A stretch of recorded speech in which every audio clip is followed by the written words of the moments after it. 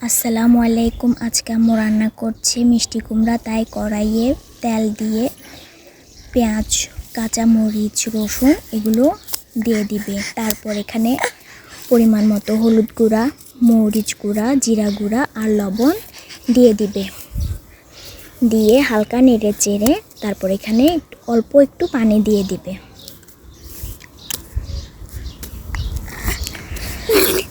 পানি দিয়ে এগুলো ভালো করে একটু কষিয়ে, মশলাগুলো ভালো করে কষিয়ে তারপর এখানে মিষ্টি কুমড়াগুলো দিয়ে দিবে। মিষ্টি কুমড়াগুলো দিয়ে ভালো করে নেড়ে চেড়ে নিবে। আজকে আমাদের দুপুরের রান্না সব নিরামিষই হচ্ছে।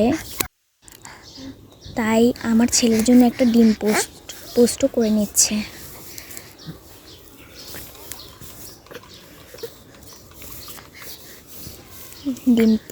ডিমটা ছেড়ে দিয়েছে তেলের মধ্যে, ডিমটাও হয়ে গেছে।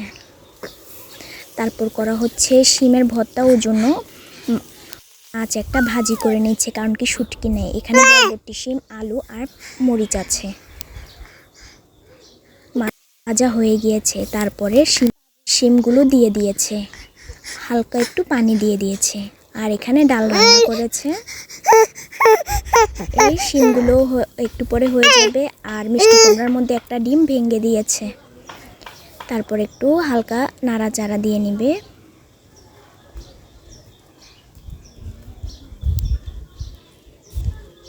আর এখানে বরবটি, শিম আর আলুগুলো হয়ে এসেছে। এই যে আমাদের ভর্তার উপকরণ। তারপর মিষ্টি কুমড়াগুলোও হয়ে গিয়েছে।